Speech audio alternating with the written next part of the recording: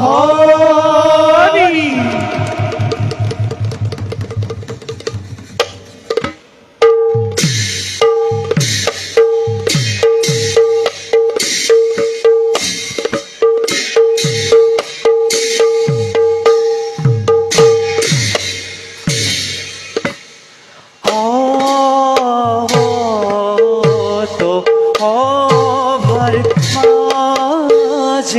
রাজা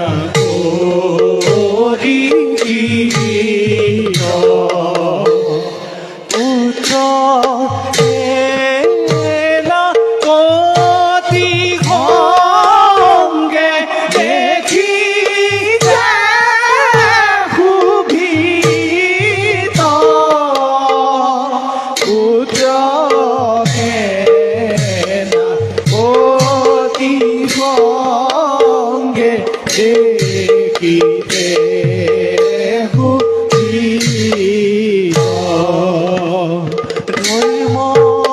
ধর্মহীন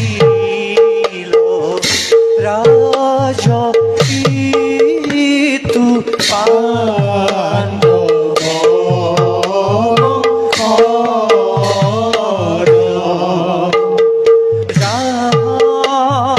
রস রূপ দেখি মুগ্ধ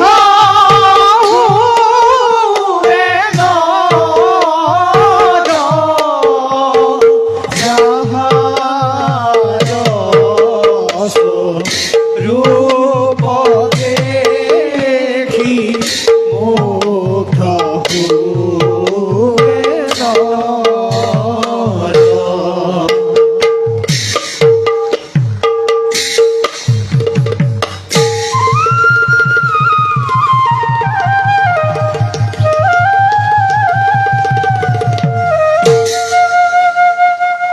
মহারাজ, সেনাপতি চন্দ্রসেন মহারাজ আৰু বাসামুৰ জন্মে জয় পিতা ধৰ্মপৰায়ণ পিতামহ পাণ্ডৱসকল স্বৰ্গলৈ গমন কৰাৰ পৰাই মোৰ মন একেবাৰে চঞ্চল হৈ উঠিছে। যদিও বা মই পাণ্ডৱ বংশধৰ বীৰ অভিমন্যুৰ পুত্ৰ বিষ্ণুৰাত পৰীক্ষিত আজি সমগ্ৰ ভাৰতৰ 61 ৰজা, তথাপি মনত আজি মোৰ অলপ শান্তি নাই। দিনক দিনে মোৰ ৰাজ্যত অমংগল দেখি মোৰ মন একেবাৰে অস্থিৰ হৈ পৰিছে। মেষতে চিন্তা কৰি অস্থিৰ হৈছে কিয়? আপুনি আজি সমগ্ৰ ভাৰতৰ 61 ৰজা হৈ এইদৰে চিন্তাতে অস্থিৰ হলে এই বিশাল সাম্ৰাজ্য শৃংখলাবদ্ধভাৱে চলাব কেনেকৈ? আপোনাৰ এনে ৰূপ দেখিলে শত্ৰুৱে বিদ্ৰোহ কৰিবলৈ সুবিধা পাব। গতিকে মহাৰাজ, আপোনাৰ সকলো মনৰ ভ্ৰান্তি দূৰ কৰি একান্ত মনে ৰাজ্যত শাসনত মনোনিৱেশ কৰাহে উচিত। সেনাপতিয়ে উচিত কথাকে অৱতাৰণা কৰিছে পিতা। আপোনাক এনে অস্থিৰতাত দেখিলে মোৰ হৃদয় একেবাৰে ভাগি পৰে। আপোনাৰ আদৰ্শ সংস্কাৰ ধৰ্মক শিৰোগত কৰিয়েই জীৱনৰ শিক্ষা লভিছো। এতিয়া আপুনি এনেদৰে ভাগি পৰিলে মই নিজকে কেনেকৈ প্ৰভুত্বিম পিতা? তোমালোকৰ কথা অৱশ্যে সঁচা পিতা, কিন্তু বাল্যকালৰ পৰাই যে মোৰ মনত অলপ শান্তি নাই। মোৰ আজন্ম কালতে মোৰ পিতৃ বিয়োগোৱাত পিতামহসকলৰ লালন পালনত ডাঙৰ দীঘল হলো। এতিয়া সেই পিতামহসকলৰ বিয়োগত মই কেনেকৈ শান্তিৰে থাকো? পিতা মহাৰাজ, জন্মৰ লগতে মৃত্যু একেই চিৰসত্য জীৱনত। আপুনি গুণী জ্ঞানী সৰ্বগুণ সম্পন্ন ৰাজা, সেয়েহে মহাৰাজ এইবোৰ চিন্তা পৰিহাৰ কৰি এই বিশাল ৰাজ্য কি ধৰে চলাব পাৰি তাৰ বাবে চিন্তা কৰক। ভাবি চাওক মহাৰাজ, প্ৰজাৰ সুখ দুখেই ৰজাৰ সুখটো। গতিকে ধৈৰ্য ধৰি প্ৰজাৰ সুখ শান্তিৰ বাবে চিন্তা কৰক। পিতা, এই সকলোবোৰ ভগৱানৰ পথ। তেওঁ এই সকলোকে পালন কৰিছে, আমি মাত্ৰ কাৰণহে। বিধাতাৰ বিধান ৰোধ কৰাৰ শক্তি আমাৰ নাই পিতা। চিৰসত্য তো তোমাৰ বসন বাসা। আমি কাৰণ হলেও আমি আমাৰ কৰ্তব্যবোৰ সৎ পথেৰে কৰি যাব লাগিব। তাকে নকৰিলে অন্তত আমি বাসা। পিতা, আমি সকলোবোৰ ভগৱন্তৰ দূত। ভগৱান নাম যজ্ঞ গাবৰ বাবে আমাক মৰ্তলৈ পঠাইছে। কিন্তু আমি এই ঐশ্বৰ্য বিভূতিৰ লালসাত কৰি নিজৰ প্ৰভাৱ নিজেই বিস্তৃত কৰিছো। পিতা, মহাৰাজ, এটি কথা ক'ব খোজো, অনুমতি কৰিবনে প্ৰদান? নিঃসন্দেহে সোধা সেনাপতি, তুমি মোক যিকোনো কথা সুধিবলৈ কোনো অনুমতিৰ নাই প্ৰয়োজন। এই দাসৰ প্ৰতি সেয়া আপোনাৰ মহানতা মহাৰাজ। আজি বহুত দিন ধৰি মৃগলৈ যোৱা নাই। মৃগলৈ যাবলৈ মোৰ প্ৰবল ইচ্ছা হৈছে। আপুনি যদি অনুমতি কৰে প্ৰদান, কুমাৰ জন্মে যাওক লগত লৈ মৃগলৈ যোৱাৰ ইচ্ছা প্ৰকাশ কৰিছো। মৃগয়া মহাৰাজ। মৃগয়া বাৰ যোৱা সেনাপতি, আনন্দেৰে দিলো অনুমতি। সাৱধানতা অৱলম্বন কৰি ভালদৰে মৃগয়া। ভাল মহাৰাজ। এতিয়া বলা সকলোতে আজিলৈ সভা ইমানতে ভংগ কৰা হ'ল।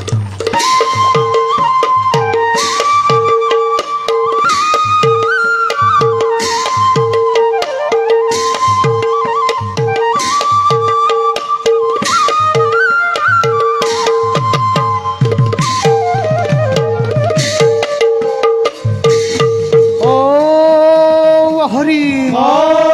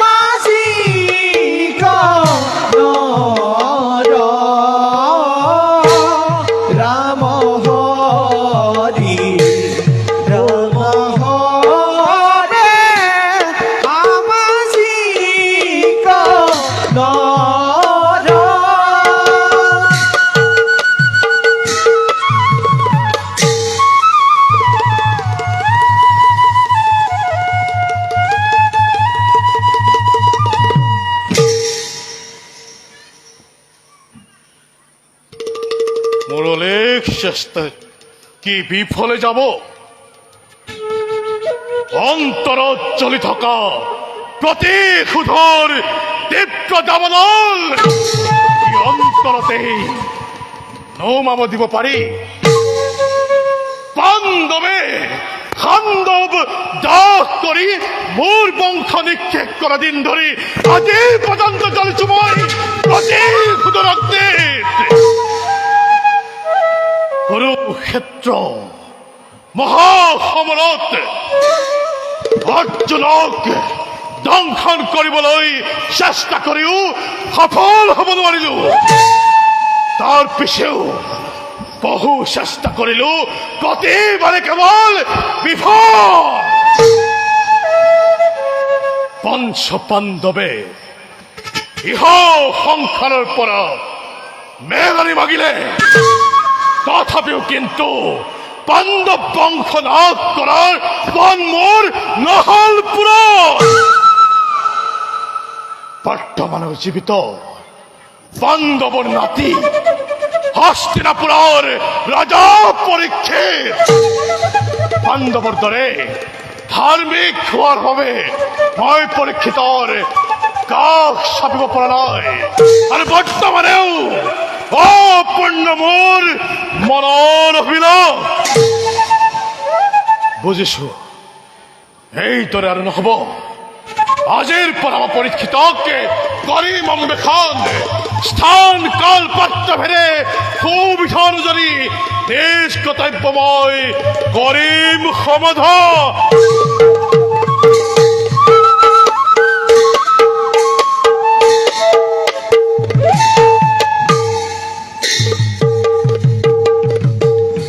ও হৰি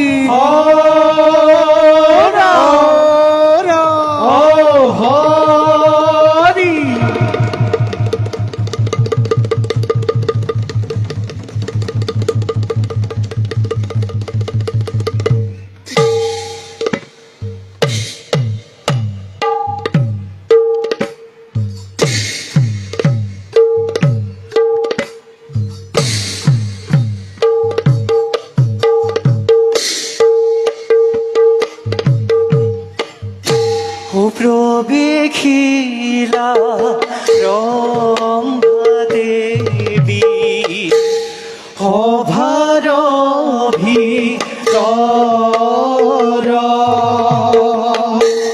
কামে বিমোহিতা দেবী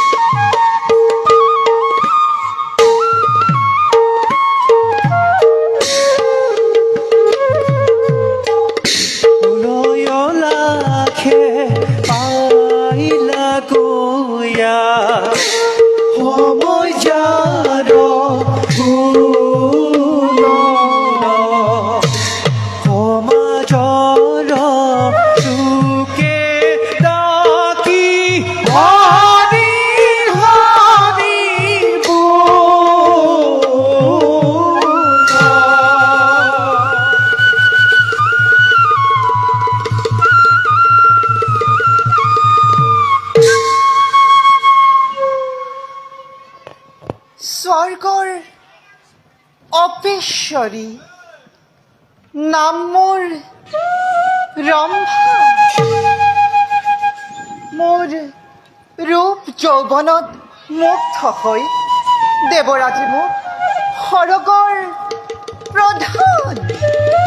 প্ৰধান অপেশ্বৰী পাতিলে।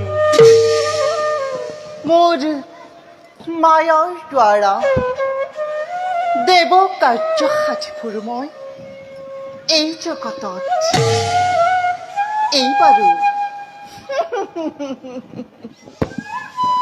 এইবাৰো যুগৰাজ কলিৰ সহযোগ হৈ অকাল আৰু কাল দৈত্যক বধ কৰাৰ লগতে মহামণি শুকদেৱৰ মহত্ব চোৰ কৰিবৰ বাবে এই মৰ্ত্যত মই কৰিছোঁ কিবাহৰ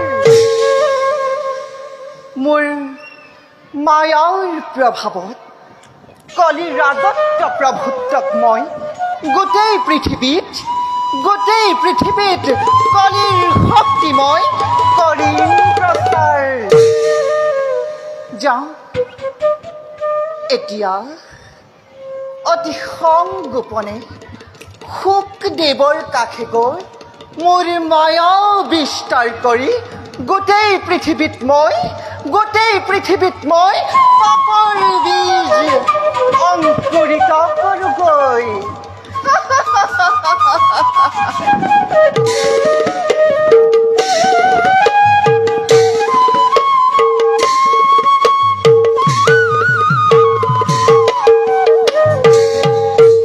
ও হরি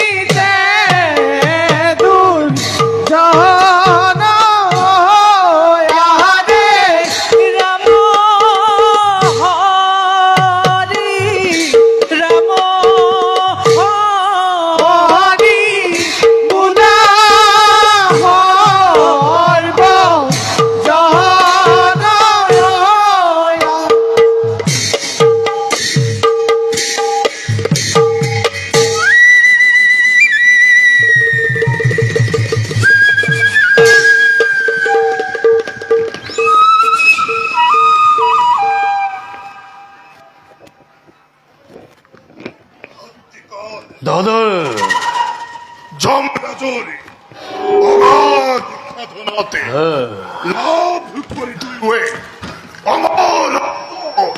আমার আজ এই পর্যন্ত এই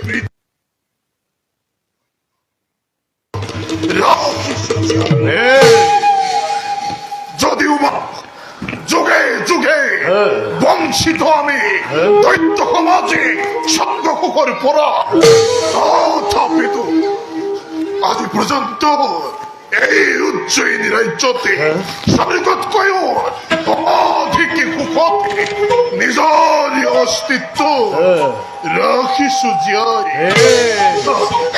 স্বৰ্গতে থাকি হোৱাতে দেৱতাসকলে আমাৰ নামতে থৰ থৰ কৰে হয় কম্পমানে আমাৰ ভয়তে সিহঁতৰে হৃদয়তে ধপে ধপ কৰি উঠা কম্পনে আনন্দরে জোয়ারে তুলে হৃদয়তে রক্ত ধৈর্য উত্তোলন হয়ে দৈত্য সমাজ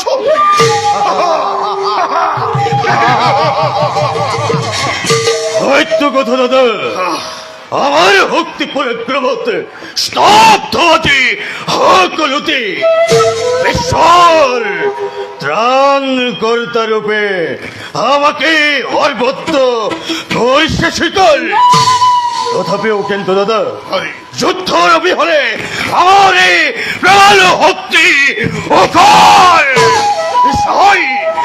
সহায় কেতিয়াবা সমুদ্ৰৰ উৰ্মি মালাৰ দৰে প্ৰলয়ৰ প্ৰবল তৰংগৰ সৃষ্টি কৰি মুহূৰ্ততে সৰকাৰ কৰিম ত্ৰিভুৱন।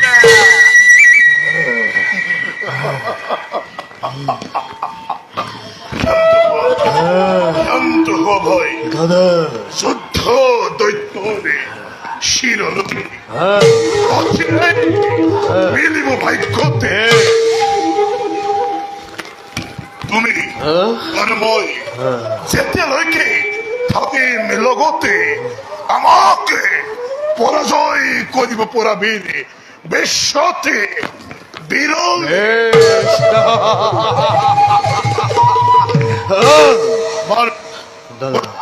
দাদা ৰাজ্যেৰ সংবাদকে আমাৰ সকলো প্ৰজাই কৰ আদায় কৰিছে। দাদা সকলোৱে কৰ আদায় কৰিছে, কিন্তু আমাৰ অবৰ্তমানত ৰেখে মনে দুজনে কৰ দিয়া ভয়তে আশ্ৰম এৰি পলাই গৈছে। সামান্য ইমান কৰ দিয়াৰ ভয়তে ৰাজ্য এৰি কৰিছে পলায়ন। হয় দাদা সিহঁতক বিচাৰি ধৰি হাতে গৈ তা সত্তমে ঠিকলি লগাই বন্দী কৰি ৰাখিব অন্ধকাৰে পোতাখালাতে। আপুনি কোনো চিন্তা নকৰিব দাদা, এই কালে কাল ৰূপে ধাৰণ কৰি চতুৰ্দিশে সৈন্য কৰিছো সঞ্চালনে। আয়ত্ত হ'ব তয়ো ঘৰতে পলমে। বেশ ভাই, দাদা বহুদিন ধৰি মধুবনৰ একো সংবাদ পোৱা নাই। তুমি নিজেই গৈ এবাৰ মধুবনলৈ সংবাদ লৈ আহিবা। তোমাৰ আদেশ মানি এতিয়াই মই মধুবনলৈ কৰিম যাত্ৰা। কিন্তু দাদা ভাই, সিহঁতৰ মনে মোৰ কয় ঘৰে ঘৰে শত্ৰুৱে যেন আমাকে ধৰিব আৱৰি, সেইবাবে তুমি সতৰ্কতাৰে কৌশলে ৰাজ্য কৰিবা শাসন। মই এতিয়া আহিলো দাদা।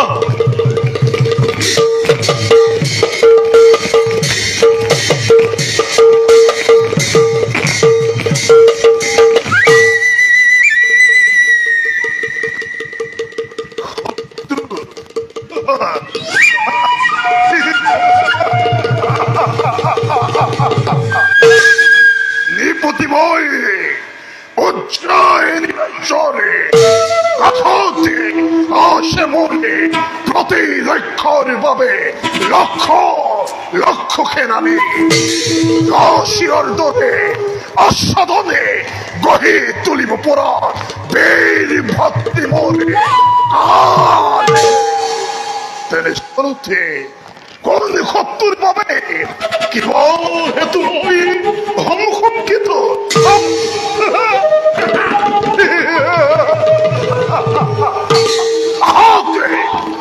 আহক শত্ৰু মোৰে সিহঁতনে নিক্ষিপ্ত কৰে অন্যান্য ক্ষেপণাস্ত্ৰ বাটতে তাতে সিহঁতৰ মুণ্ড সাধন কৰি ভূপতিত কৰিম মই ধূলিৰ লগতে।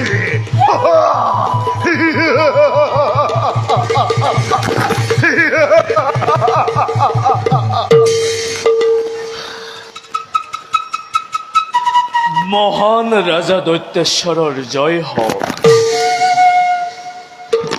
কোন তুমি? দৈত্য কিংবা মানবে, শত্ৰু কিংবা মিত্ৰ?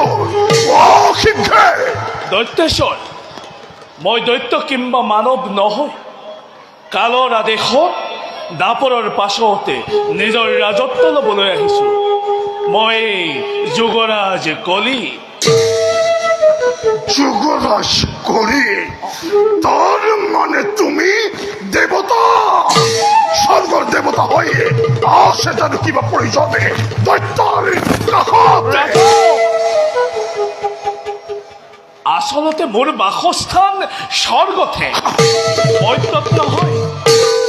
কিন্তু দাপৰৰ পাছত নিজৰ ৰাজত্ব ল'বলৈ আহি নিৰাশ্ৰয় হোৱাতহে আপোনাৰ কাষত আশ্ৰয় বিচাৰি আহিছোঁ। তাতে আপোনাৰ দৰে মহাবীৰ, মহাপৰাক্ৰমী অজেয় নৃপতিৰ বাহুৰ ছায়াত আশ্ৰয় পালে মোৰেই জীৱন ধন্য। স্বৰ্গৰ দেবতাকে এই দৈত্যই আশ্ৰয় দিব লাগে। ইয়াত কোনো জটিলতা নাই দৈত্যেশ্বৰ। যদিওবা মোৰ বাসস্থান স্বৰ্গত, কালৰ আদেশত ৰাজত্ব ল'বলৈ আহিহে আপোনাৰ কাষত আহিছো। আপোনাৰ কাষত আশ্ৰয় পালে মোৰেই জীৱন ধন্য। লগতে ময়ো প্ৰয়োজনত নানা দিহা পৰামৰ্শৰে আপোনাক ক্ষুদ্ৰভাৱে হ'লেও সহায় কৰিব পাৰিম।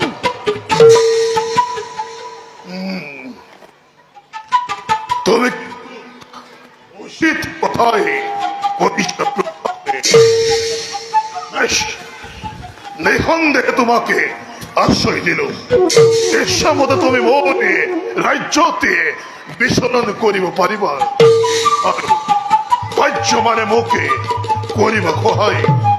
মারো এতে বলা চুকুর আসি, যাও আমি অন্তেকপুরে। বলো।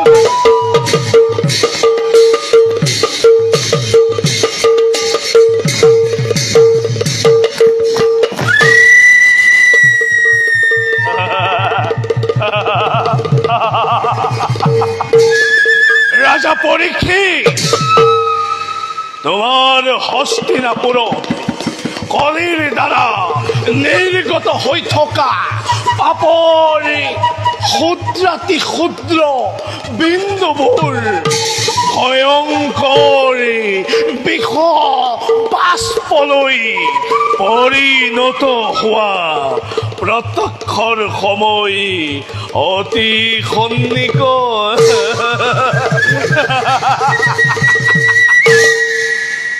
বিষবাষ্প, পাপৰ বিষবাষ্প।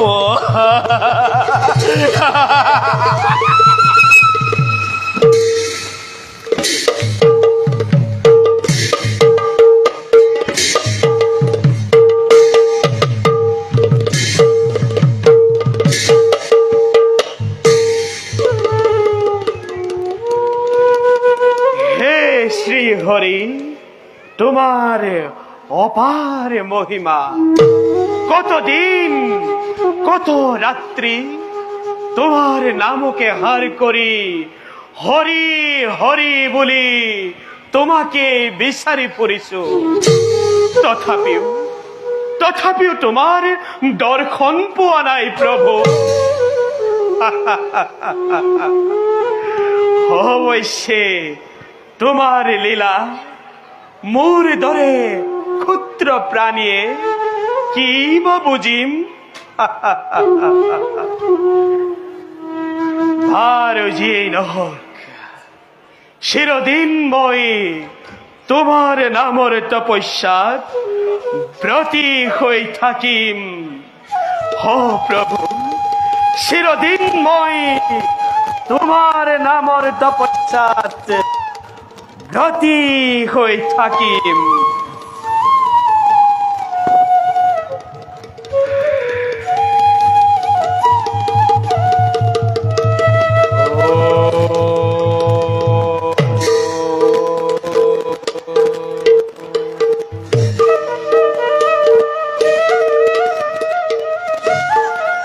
শুকদেৱ তপস্যাত মগ্ন।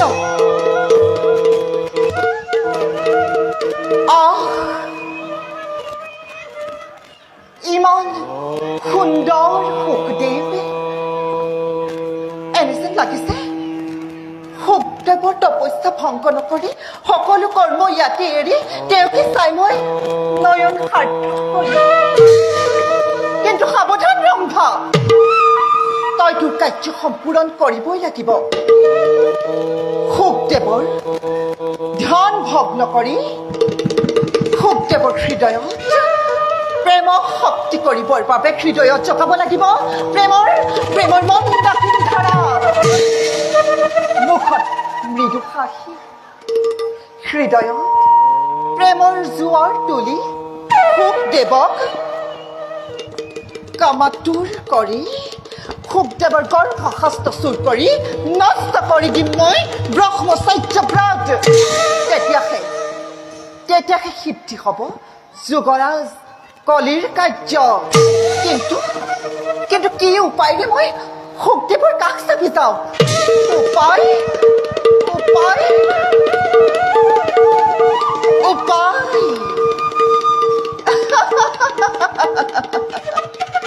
যাওঁ মই মোৰ কৰ্তব্যত হওঁ অগ্ৰসৰ।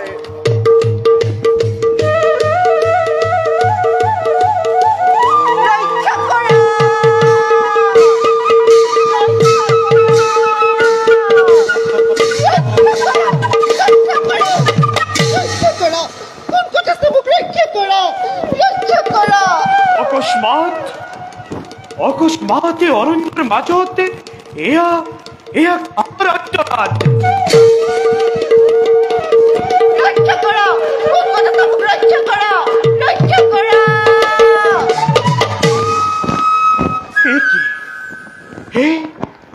এই ঘোৰ অৰণ্যৰ মাজত অবৰাৰ ওপৰত কোনে কৰে অত্যাচাৰে? যেই কি নহওক লাগে বিপদত আত্মজনক ৰক্ষা কৰাটো আমাৰ কৰ্তব্য। ভয় নাই দেৱী, আমি আছো তোমাৰ সহায়।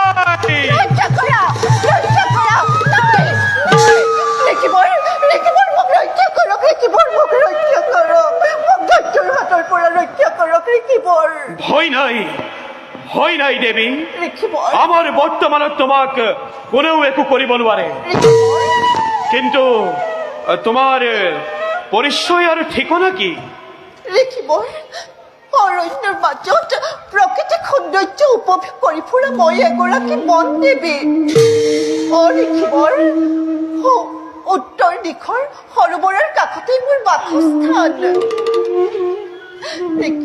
দেৱী, তোমাক কোনে বিপদ ঘটাব বিচাৰিছিল আৰু বৰ্তমান কোন দিশে কৰিছে প্ৰস্থান? মই অৰণ্যৰ মাজত ঘূৰি ফুৰোতে কোনোবা দুষ্কৰ্মকৰণ কৰিব খুজিছিল। হয়তো ঋষিবৰ আপোনাৰ মানুহ নিশি কৰিলে পলায়ন। ঋষিবৰ সেই দৈত্যৰ হাতৰ পৰা মোক ৰক্ষা কৰক। মোক অনাথিনী নকৰিব ঋষিবৰ, নকৰিব ঋষিবৰ। প্ৰকৃতিৰ এই নিৰ্জন কোলাটো দুষ্টসকলৰে পাশবিক অত্যাচাৰে। তুমি চিন্তা নকৰিবা দেৱী, মই তোমাক আশ্ৰয় কৰিম প্ৰদান। ইমান সহজ সৰল শান্ত প্ৰকৃতিৰ আপুনিনো কোন? দিবনে আপোনাৰ প্ৰকৃত পৰিচয়? মহামুনি ব্যাঘ্ৰ নন্দন, নাম মোৰ শুক। এই গভীৰ অৰণ্য শ্ৰী হৰিকে বিচাৰি ধ্যানস্থ হোৱাটোৱে মোৰ প্ৰধান কৰ্তব্য।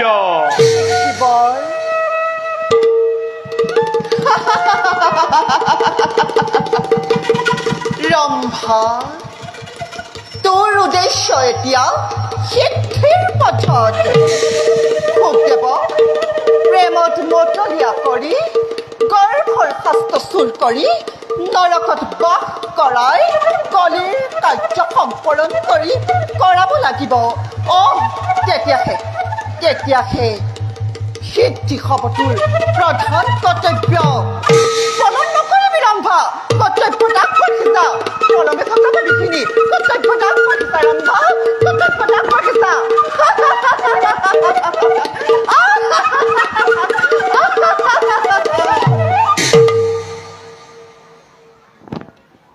কি ভাবিছা দেৱী?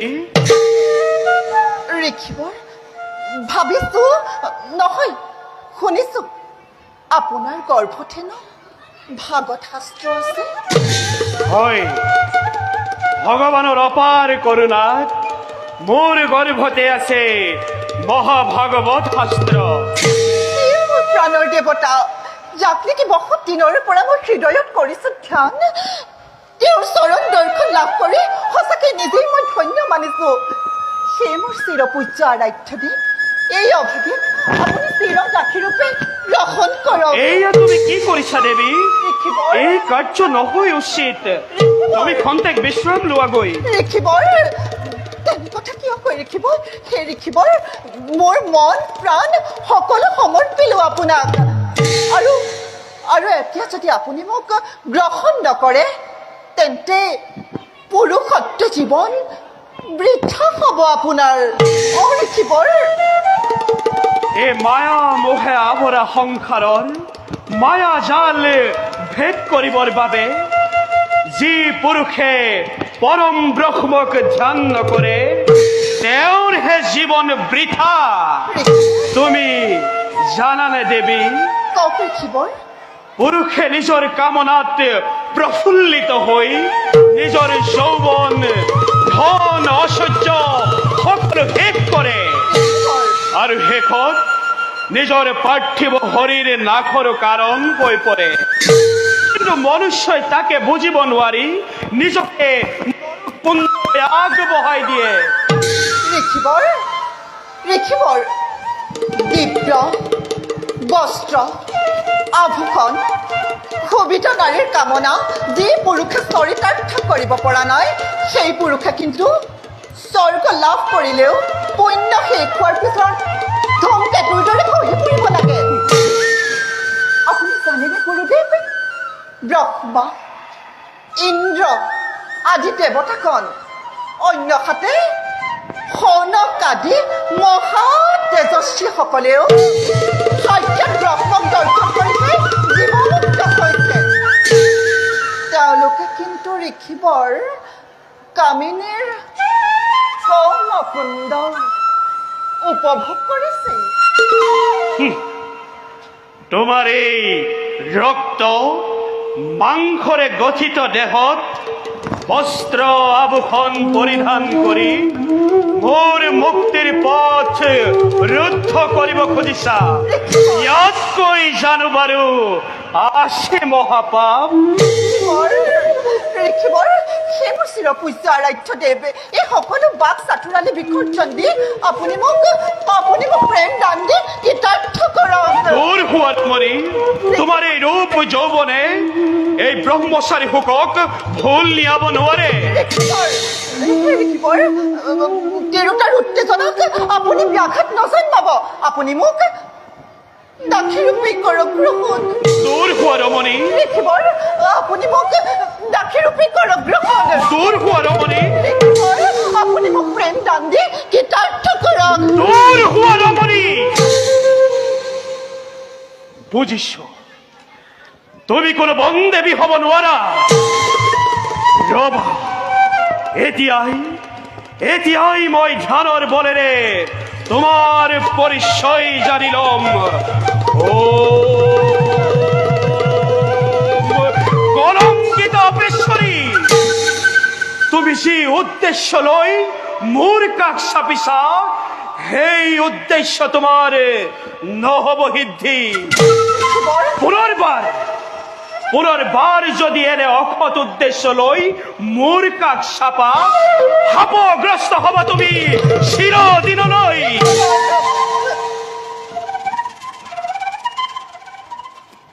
তোমাৰ উপস্থিতিত মোৰ এই পবিত্ৰ আশ্ৰম আজি সন্তে হল কলুষিত। সেই আশ্ৰম মই এতিয়াই পৰিত্যাগ কৰিছো।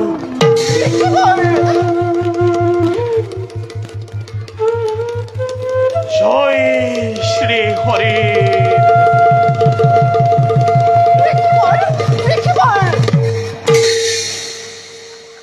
সঁচাকৈ সুখদেৱ আশ্ৰম মেৰি গুচি গল মোৰেই মোহিত ৰূপেও সুখদেৱক ভুলাব নোৱাৰিলো ধন্য সুখদেৱ ধন্য তোমাৰ ব্ৰহ্মচাৰ্যব্ৰত কিন্তু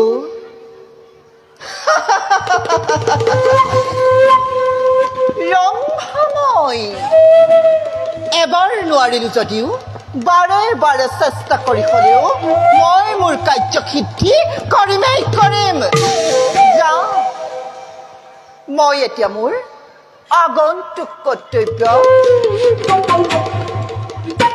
হওঁ অগ্ৰসৰ